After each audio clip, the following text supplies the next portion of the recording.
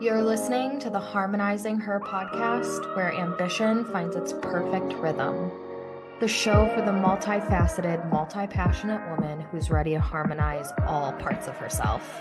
Let's get right into today's episode. Okay, today I'm going to talk to you about something that I'm really passionate about and something that has also acted as the lifeblood of my business for the last over 5 years. And that is launching. Part of me is like, I don't even know where to start because there's so much I want to say to you. There's so much misinformation out there when it comes to launching, and there's so many narratives out there that I just don't think are useful or ROI producing. And so I want to break down some of those things, demystify some of those things. And the first thing I want to start with is what always feels like the elephant in the room for me, which is the launching versus evergreen funnel conversation. And the way that I see it is that it is not launching versus evergreen funnels, it is harmonizing the two together. You need both. So when I say I love launching and I'm passionate about launching, I really truly am, but it doesn't mean that I only launch and I don't have funnels. I have a mix of two being harmonized inside the business, and I think that's important for you. The way that I see it is that live launching is a prerequisite for funnel building, because live launching is going to give you so much data and feedback and tell you what's working so you can build that into your funnel in a way that's actually going to convert, because otherwise you are blindly building a funnel, and I just think that's the biggest waste of time. So my philosophy around launching is that it really does 4 things for you. The first thing is it's a huge visibility booster. So every single time I launch, I am getting new faces on my content. I am getting new leads signing up for whatever masterclass or launch event I'm doing. I'm posting more regularly. I'm face to camera more regularly. And because of that, the brand's visibility is boosted, which is great. Second thing, obviously, it's a cash injection. Every time you live launch, you can expect a cash injection, an influx of students joining your course, or clients signing up for your service, or your coaching program, or your mastermind, or whatever the thing is that you're selling. Which leads me to the third thing, being launching drives reoccurring revenue. So having a handful of live launches scattered throughout the year, you're going to live launch to new students who are going to sign up for your program, and they're going to start on payment plans before the old students payment plan expires, and so you have this evolution of stacking and multiplying your reoccurring revenue. And the fourth thing, which is something that I always tell my clients, is live launching is literally you getting paid to test your ideas and to test your strategies. So I oftentimes look at my own live launches as a live test run before going evergreen. And when you have evergreen funnels, you're likely going to be putting some sort of advertising budget behind it, because in order to see if the funnel is going to work, you need traffic going into it. And it's the same concept with live launching. And so I'm going to launch a masterclass that I know is going to be the entry point for a paid funnel afterwards, but I'm going to launch it live. I'm going to see how it converts. I'm going to make tweaks. I'm going to get the feedback. I'm going to get the data. I'm going to see where people signed up, where people dropped off, and I am going to implement all those things I learned into the funnel before the funnel goes live. So I really, genuinely, truly, wholeheartedly see launching as a prerequisite for funnels, and that launching and funnels are really meant to harmonize in your business model. The second elephant in the room around launching, to me, always is around this narrative and conversation out there that's live launching is exhausting, and if you don't want to burn out anymore, just have funnels and don't live launch and all the things. And I'm like, where did this story start where launching is like the most dreary thing ever? Because my experience with launching has always been, it's a visibility booster, it stacks my recurring revenue, it gives me data to put into my funnels, it's so much fun, I connect with new people. Like, I'm like, where's the dread?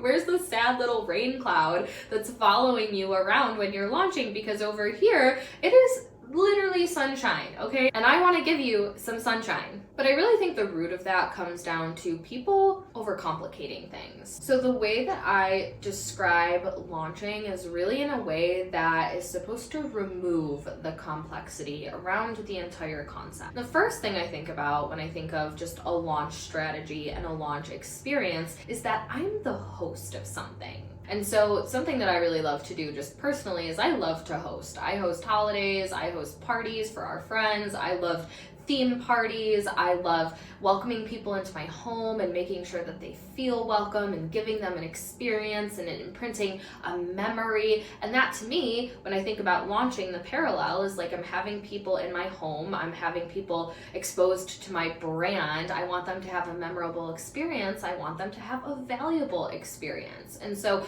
I start to draw the parallel of like planning a dinner party for my friends, and how do I draw that same vibe and mimic that same experience in my masterclass, in my marketing, in the way that I'm talking about my program. So I think it carries a very different vibe to say, okay, here's the webinar and it has to look like this and you have to start pitching around this minute and it has to be this way and you have to market it for this and say all these things and oh, make sure you do this too and you're like piecing all these things together and you're like, this feels so foreign, there's so much going on, I'm so confused, and it just feels a little chaotic, right? Now all those bells and whistles and make sure you do the things here and the formulas, like they all serve a purpose and they do all work. But I think it's really important to find your own method of launching that feels enjoyable to you, that feels like you are hosting or entertaining or at a party with people you love, rather than some massive checklist where you're like, I have to hit all of these points in order for me to be successful, and you're so focused on checking all of these boxes that it completely takes you away from the experience that you're really intending to build through people connecting with your brand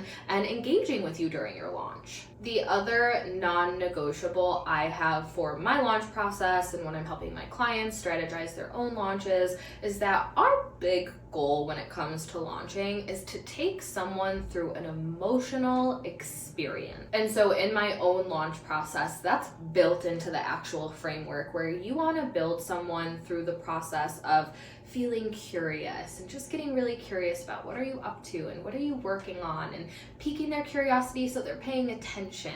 And then you want to take that curiosity and you want to transition it into excitement of, oh, what is she working on? Transitions to, ooh, I want to know more, or that sounds great, or that sounds like it's for me, or just that feeling of excitement, right? You want them emotionally bought into what you're doing, and that comes through in your marketing and not rushing the process, right? Because when we rush the process, we can't take someone through this stream of intentional emotional journey that we're trying to do.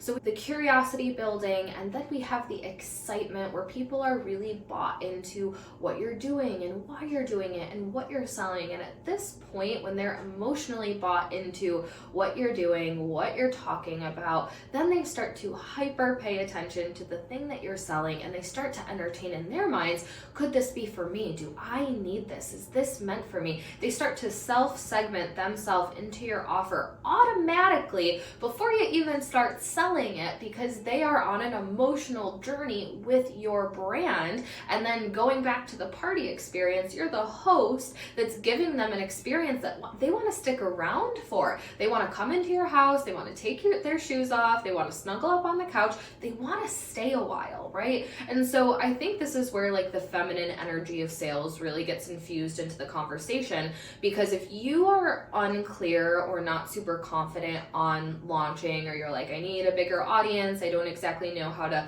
articulate my program, or I need testimonials or whatever, you're in this very rigid way of thinking, the masculine way of thinking, where you're like, I just need to check all of the boxes. And that really takes you out of your creativity, out of your intuition, out of your feminine energy, out of the vibe where it's really just about connection, connecting with people, having an experience, really showcasing your own emotions for your program to elicit the same emotions out of the people who are watching you launch. Every single time I launch, without fail, I have people who just found me, people who are about to buy a program with me, or people who have been clients for years and have already spent tens and thousands of dollars working with me, and they all say the same thing: Taylor, I love to watch you launch.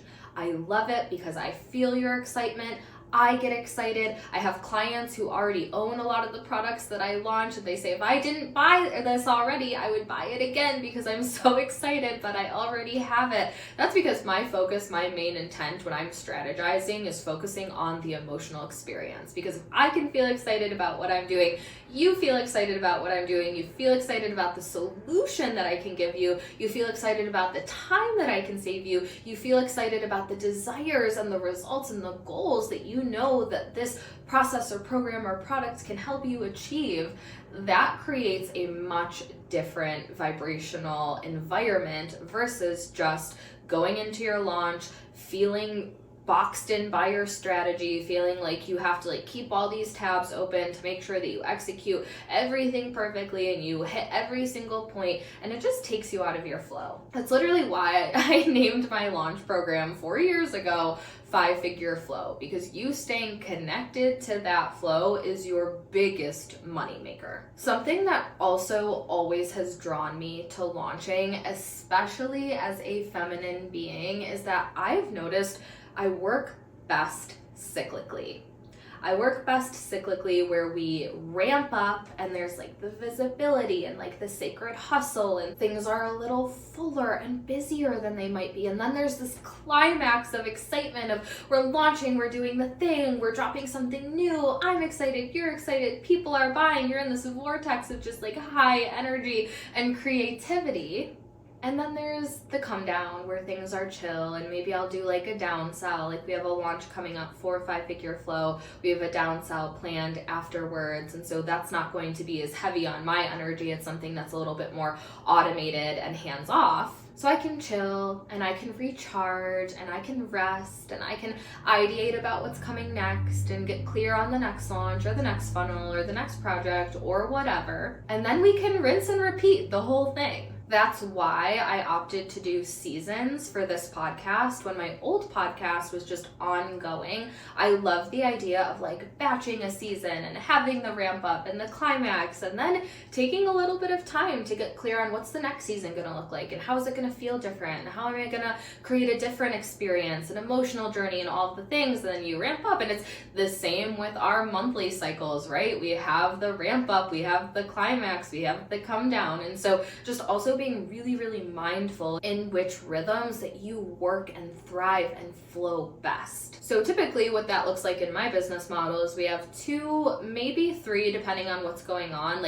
big full-scale launches where we have a few months where we're ramping up and it's a big climax and it's kind of more moving pieces. Then we assess all that data and we look at our funnels and we look at our strategy and we start plugging things in. So now we're going to make our funnels convert better. We're going to optimize those. We're going to gear up into the next launch to test some other things. It literally is this rinse and repeat cycle. It's never led me to burnout. That's something that I say so confidently with conviction. I've not reached a point of burnout in my business in over 5 years because I prioritize strategies and processes that feel nourishing to me. My strategies give me energy. They don't take my energy away. And that is my wish for you.